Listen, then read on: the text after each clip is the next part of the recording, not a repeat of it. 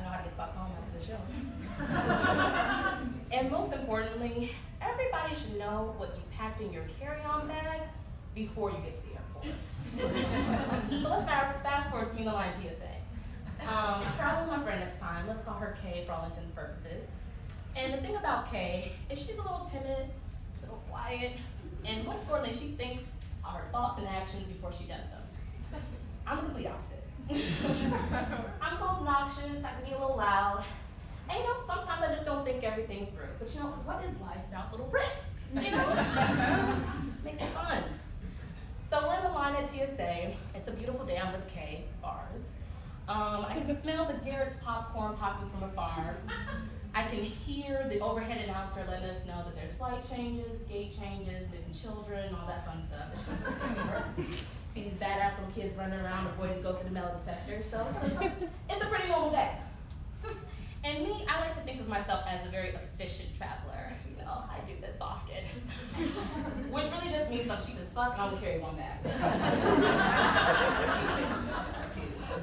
So everything is in my bag, you name it, my clothes, jackets, shoes, underwear, all that is just shoved in this one big bag.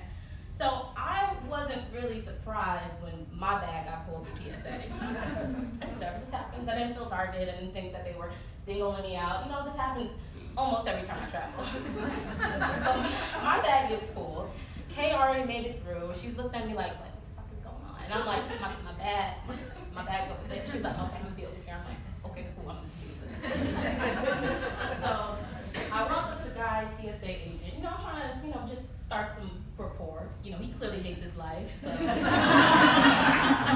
to go through people's shit every day, so I was like, that's not really the best job there is. And he's ignoring me, I just, you know, I don't even think too much of it. I'm about to go to Miami for the first time, so I'm excited.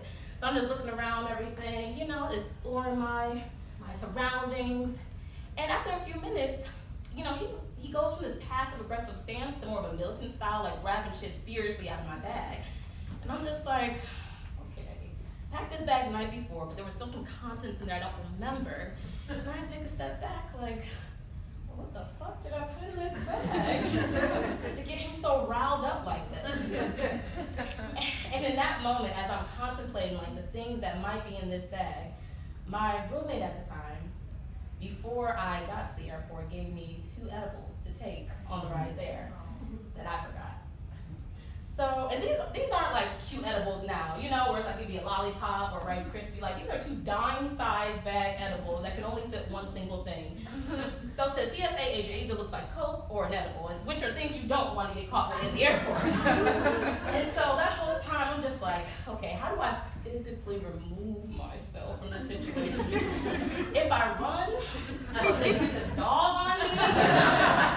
Will Kay still go on this vacation even though I pay for the Airbnb? Like, what's gonna happen? So again, I'm still in this moment, this stance, just looking around.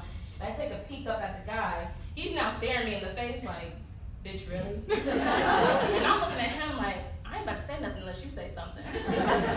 And then, without breaking eye contact, he reaches in my bag and he pulls out this huge 32-ounce Jergens family size lotion. Lavender scent. And he's like, damn, you know you can't take this, right? I'm like, you know, I'm sorry. You know, that's bad. You know, I don't even need it. He's like, you sure you don't want to put it in a container? I'm like, nope, that's for you, boo. You have fun with that. I grab all my shit. I grab Kay, and I do what anyone would have done in this stressful situation. I took both the medibles. And needless to say, that was the highest I've ever flown.